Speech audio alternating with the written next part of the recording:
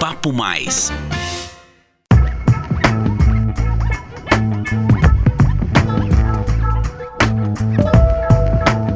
Olá pessoal, sejam bem-vindos a mais um episódio do podcast Papo Mais, uma produção CISP, a Central de Informações São Paulo. Aqui você confere tendências e reflexões sobre economia, mercado e inovação.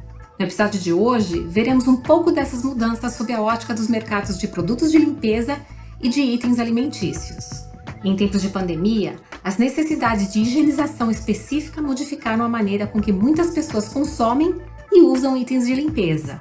Além disso, a maior permanência em ambientes domésticos também mudou a lógica dos trabalhos manuais e, consequentemente, do consumo. E é com base nesse cenário que o nosso papo de hoje se estrutura. Temos como convidada a Luísa Glad, vice-presidente de vendas da RB Higiene Comercial. Confira o que ela tem a dizer sobre o assunto.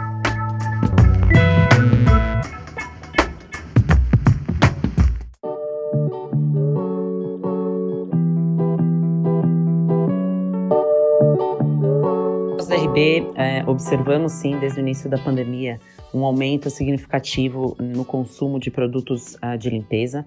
Isso claramente reflete uma preocupação dos consumidores com relação à limpeza geral, né? Então, manter o ambiente limpo e, além disso, desinfetado, né? Então, as nossas pesquisas também indicaram aí ao longo da pandemia que o brasileiro, ou seja, a questão da saúde passou a ser a preocupação número 1 do brasileiro. Historicamente, os anos anteriores sempre foi a parte financeira, mas que a partir dessa crise, a saúde, né, começou a ser a preocupação número 1. Isso realmente se reflete tanto no consumo, no aumento do consumo de produtos de limpeza, que quer dizer que as pessoas estão limpando suas casas com maior frequência, e também a desinfecção. Então, a gente percebe a preocupação com desinfecção, que antes não era tanta e agora sim ela existe. Então, claramente os brasileiros estão preocupados sim em limpar com maior frequência e também proteger os ambientes em que eles estão passando mais tempo. As pessoas deixaram também de ir para escritórios, então passaram a ficar muito mais tempo em casa, e isso também indica, né, que assim, existe uma frequência aí maior com que elas estão limpando os ambientes da sua casa. E não é só limpeza, né? A gente viu também uma tendência nos perfumadores de ar, por exemplo. Então, também indica que as pessoas estão querendo tornar os ambientes em que elas estão passando várias horas do dia, né, agradável, né? Então, esse é um outro segmento de produtos que a gente viu crescer muito. Além disso, nós vimos também os produtos, os detergentes de máquinas de lavar louça, né? Então, outro indicador de que, claro, o brasileiro está passando mais tempo em casa, as pessoas que antes iam para escritório estão agora fazendo, né, e talvez almoçavam fora ou até mesmo jantavam fora, estão fazendo as refeições em casa, então estão cozinhando mais e com isso estão sujando mais louça, né? Então a gente viu um incremento não só na parte de penetração de máquinas de lavar louça no Brasil, mas também um aumento na frequência de uso do detergente de lavar louças, que antes as pessoas, né, que já usavam, talvez agora estão usando mais vezes ao longo do dia, e as pessoas que não tinham máquina, né, agora tem máquina e estão passando a usar. Então, esse também é um produto que teve um crescimento aí na casa de quase 300% versus o ano anterior. Então, no geral, a gente acredita que são hábitos que o consumidor brasileiro, ele adotou, né, essa preocupação não só com limpeza, que sempre existiu, mas agora também com a desinfecção, e que são hábitos que vieram para ficar. Todos os hábitos com relação à higiene, a gente vê que sim, a gente espera que vão, né, se tornar, vão manter aí essa importância que eles têm hoje aí, né, nas prioridades aí das pessoas, né, do dia a dia das pessoas. Além disso, nós vimos também algo interessante, que foi as pessoas que têm alguém ou tinham alguém ajudando com a limpeza em suas casas, né, que tinham empregada doméstica ou faxineiras, deixaram de ter, né, por um longo período de tempo aí, inclusive hoje em dia também a gente vê que seguem elas mesmas fazendo a limpeza da casa, não podendo contar mais com alguém para fazer isso. Então a gente observou também que os shoppers de produto de limpeza, muitos deles passaram a ser também os consumidores, e eles começaram a perceber a diferenciação entre produtos. Então produtos de maior valor agregado, né, produtos com uma eficácia mais alta, tanto de limpeza para desinfecção, tiveram também um crescimento. O que indica que sim, o consumidor que agora está limpando suas casas, ele está prestando atenção na qualidade do produto, né? Então obviamente, ele quer ter que limpar menos vezes, então ele vai sim atrás e ele está disposto a pagar por um produto mais caro, cuja eficácia seja maior. E além disso, ele está também preocupado com a segurança. Então, se ele compra o desinfetante, ele quer estar seguro de que esse desinfetante é confiável. Então, nós vimos também a nossa marca líder, no segmento de limpadores de superfícies, que é uma marca já muito difundida no Brasil. Essa é a marca número 1 em termos de confiança, né? Ou seja, os brasileiros confiam muito nessa marca. Então a gente viu todas as linhas mais premium dessa marca, que é Veja, ganharem assim, um espaço num curto período de tempo, elas ganharam uma participação de mercado altíssima. Então, os especialistas de banheiros, de cozinhas, esses também cresceram muito. Então a gente vê que realmente é um contexto muito diferente do pré-pandemia e que veio para ficar. E obviamente nós na RD tivemos que fazer todos os ajustes em termos de prioridades aí de lançamentos e etc, para trazer para o mercado mais rápido os produtos que o consumidor estava buscando nesse contexto da pandemia. Um exemplo disso é o Lysol, que é o desinfetante líder global, né, que a gente tem aí em muitos países aí do mundo, e que no Brasil estava planejado para chegar mais para o fim do ano. A gente conseguiu antecipar a produção e hoje Lysol já está aí disponível ou sendo distribuído aí no Brasil inteiro, né? Então isso também foi algo positivo que a gente conseguiu fazer dentro do nosso portfólio para poder garantir o acesso dos consumidores a um tipo de produto que eles estão buscando, que para eles ganhou muitíssima relevância. Então, do nosso lado, acho que é essa a mensagem. Muito obrigada a todos.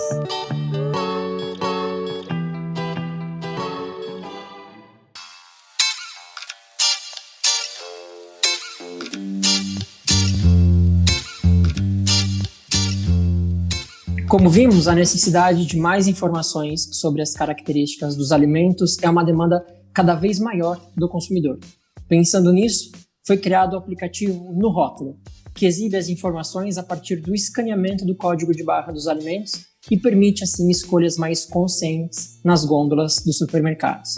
E a gente recebe agora aqui a Mayra Figueiredo, idealizadora do aplicativo, para a nossa sessão interativa. Mayra, seja bem-vinda.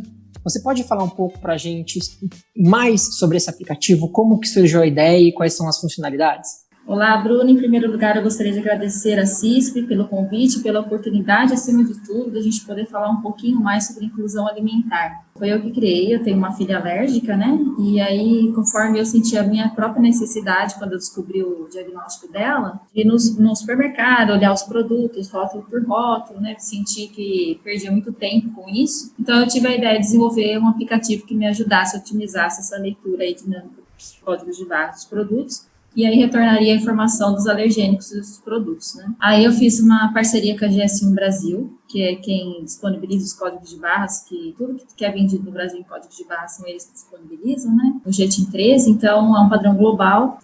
Fizemos uma parceria com eles. Eles têm um cadastro nacional de produtos, que essas empresas já estão habituadas a alimentar esse cadastro. Então, só não tinha o campo de alergênicos. Então, eles fizeram essa parceria conosco, o campo de alergênicos foi habilitado, e aí as empresas só têm que ir nesse campo, colocar lá quais os alérgicos contém naquele produto, imediatamente já vai direto para o aplicativo. E aí, se a pessoa escanear o produto dela, vai aparecer aquela informação. A informação, ela vem direto da indústria, né? Não somos nós que colocamos, é a própria indústria. E a gente, assim, vai otimizar a identificação dos componentes alérgicos. Vai também funcionar como um saque 24 horas, né? Então, o saque tem várias limitações. Então, os usuários tem bastante queixa disso, então a gente vai agilizar isso. E também vai fidelizar a mesma relação do consumidor com a empresa, né? Então a gente está sendo bem aceito e também teremos o canal de busca dentro do aplicativo, que é, acima de tudo, se eu fui lá no supermercado, peguei um iogurte, bipei lá com o código de barras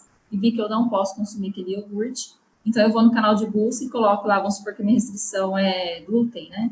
e eu quero lá achar um iogurte que não contenha glúten, o canal de busca vai me trazer quais iogurtes eu posso comprar, eu posso consumir, e vai me direcionar para o e-commerce ali da empresa que eles me disponibilizarem e a pessoa vai poder adquirir também.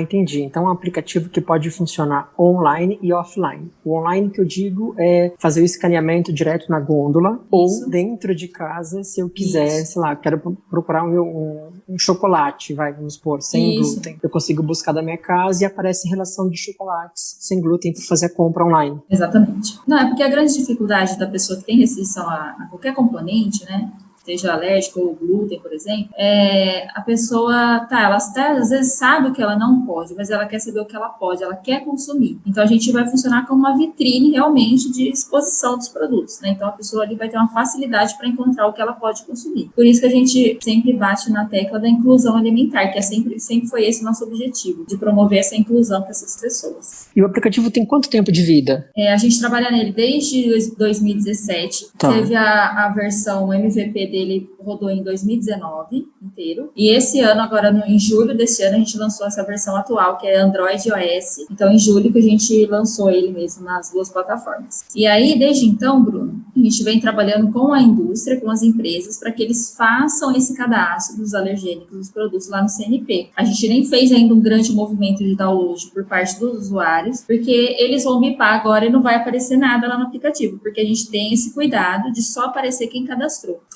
A gente está nesse movimento solicitando para que as grandes empresas, médias, pequenas, micro, façam essa alimentação de dados para poder ter o usuário a essas opções dos produtos. Entendi. E essa aproximação com a indústria, vocês fazem de que maneira?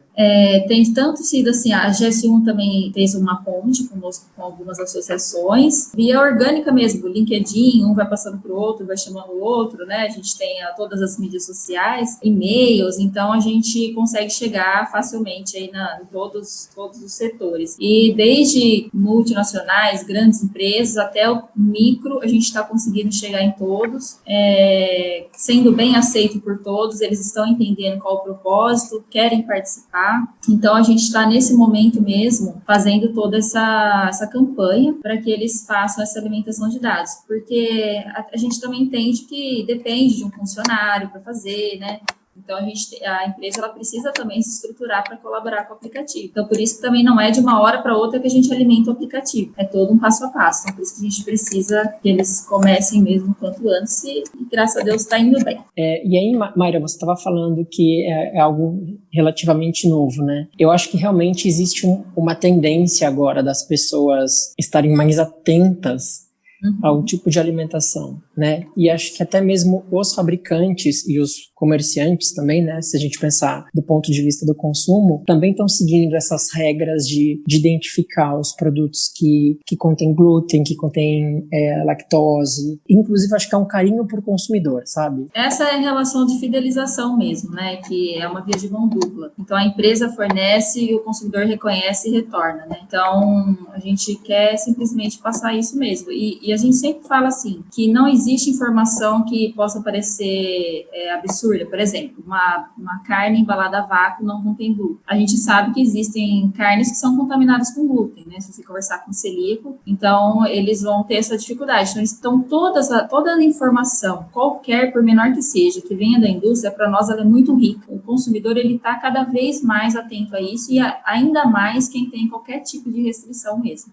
Sem falar, claro, a gente também acaba atendendo não só o público alérgico, como também o público vegano, né? Porque o aplicativo acaba dando essa opção também. O que, inclusive, é bem difícil a gente encontrar agora, nem tanto. A gente nota, inclusive, o movimento do mercado em preencher esse espaço. Mas era muito difícil a gente encontrar alimentos veganos, né? E agora, sim, linhas de empresas tradicionais, né, tidas como tradicionais, já estão desenvolvendo plant-based, né? Então, assim, tá bem... Cada dia que passa, a gente sente, assim, grandes mudanças mesmo nessa parte. E a indústria de alimentos, ela está muito preocupada com essa questão de onde está vindo os insumos, de qual que é de tudo, né?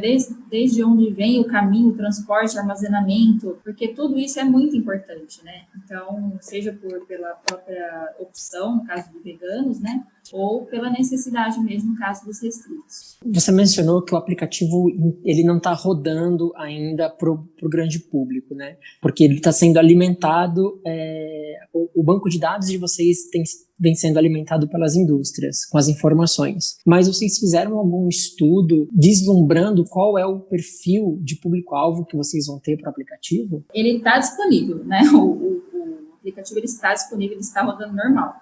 A gente nós só não estamos ainda fazendo a grande divulgação em massa para que baixe agora está funcionando, porque a gente não quer que o consumidor se frustre bipando os produtos e tendo aí pouco acesso à informação ainda, né? A gente está trabalhando no banco de dados. Mas sim, como eu falei que nós iniciamos em 2017, o MVP que foi trabalhado todo em 2019, nós fizemos uma grande campanha. Daí sim, fizemos versões de Android com esse MVP, fizemos várias ações, desde ações presenciais em supermercados, redes de supermercado que a gente fez parceria aqui do interior de São Paulo e Minas Gerais, que é a rede Toninho, né, super atacado. Fizemos ações presenciais, então lá no supermercado a gente abordava o consumidor e mostrava o aplicativo. Fizemos a divulgação nas redes sociais, divulgando em grupos de WhatsApp para mães do Brasil inteiro, né?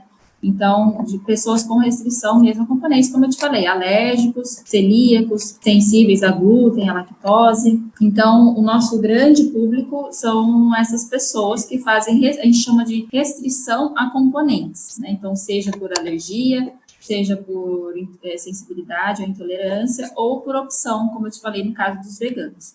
Então, a gente sabe que é um público que cresce demais, e inclusive tem uma estimativa da ASBAI, né, que é a Associação Brasileira de Alergia e Imunologia, que em 10 anos metade da população brasileira vai estar sofrendo algum tipo de restrição a componentes. Então, a gente fala aí, pelo menos 100 milhões de pessoas aí passando por essa situação. Então, a gente sabe dessa nossa grande responsabilidade, e é por isso que a gente está trazendo a indústria e toda a sociedade que trabalha mesmo com isso para junto do nosso projeto. Então, quando eu digo isso, ano passado nós fizemos também parceria com a ASBAI, como eu acabei de citar, né, a Associação Brasileira e de Alergia e Imunologia, que é a área médica. Então, nós fizemos exposições em simpósios, em congressos, e toda a área médica, nutricional, né, os nutricionistas específicos, especialistas nessas áreas, eles aprovaram com louvor, né, o aplicativo, e entenderam, porque eles sentem essa necessidade no consultório deles mesmos, né? Então, quando eles falam com o cliente deles, com o paciente, que ele não pode consumir mais nada que tem leite, o paciente fica com aquela cara de interrogação, muitas vezes, porque nunca passou por essa situação, né? Uma situação nova. Então, a gente já vem trabalhando com eles em redes sociais, todo esse tempo aí, desde 2018, que a gente começou, 17 para 18, que a gente começou o trabalho com as redes sociais. Todo esse pessoal já, a área médica também está conosco também. E o aplicativo ele também tem esse viés de poder ajudar em pesquisa científica, que também é algo que nós já está também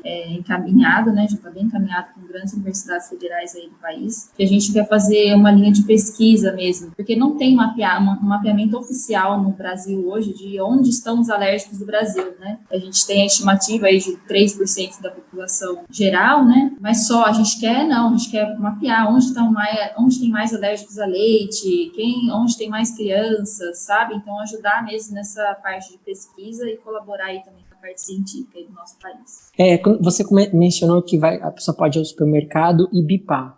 Através de QR Code do celular ou tem algum dispositivo específico para bipar? Não, o dispositivo de câmera, ele vai escanear o código de barras. Então, é simples, se você baixar o aplicativo, você vai ter lá, abrir a câmera, você vai disponibilizar lá, ele já abre como se fosse bater foto do código de base. E aí, imediatamente, essa informação vai voltar para você com os componentes alérgicos que aquele produto apresenta. E isso é possível por conta dessa conexão de APIs que eu falei, entre nós e a GSU Brasil. Perfeito. Mayra, a CISP é uma associação de indústrias, né?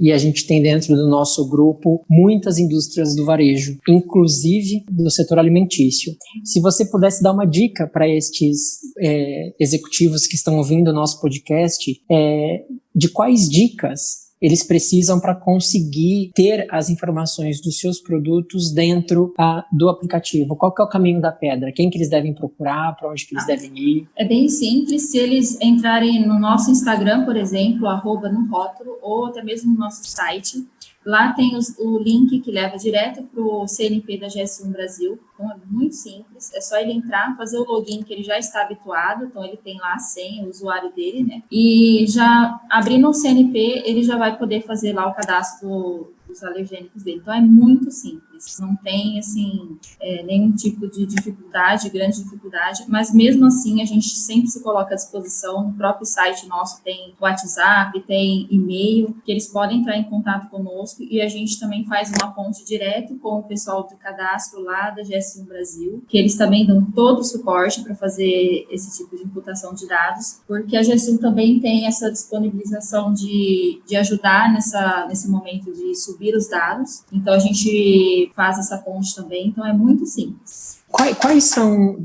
dentro da performance do aplicativo, quais são as maiores buscas feitas? Assim, quais os resultados que vocês têm em relação à quantidade? Tem uma parcela maior de pessoas que são celíacas, que são intolerantes à lactose. Se tivesse que fazer um raio-x hoje, do aplicativo de vocês, como que seria esse mapa? Hoje, a maior busca ainda é leite, né, que acaba batendo com o que está descrito na literatura brasileira, que o leite de vaca, principalmente, né, que é um dos principais componentes alérgicos aí que o pessoal acaba fazendo restrição. Em segundo lugar, ovo, e celíacos, que são o pessoal que restringe glúten e alguns outros derivados de trigo, também vem aí disputando entre segundo e terceiro lugar aí com o ovo, mas o leite ainda é o campeão. O aplicativo, só para lembrar, está disponível nas versões iOS e Android, certo? Basta baixar nessas lojas, e lembrando que ele é gratuito para a população. Obrigado, Mayra. Obrigada a vocês.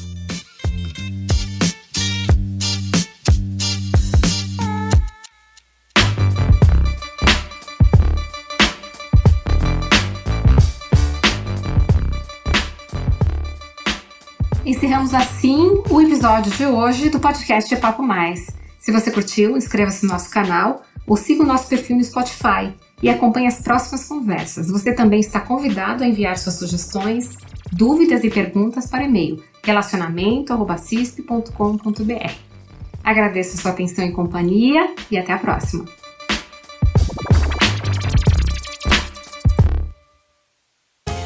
Você ouviu Papo Mais, podcast da CISP.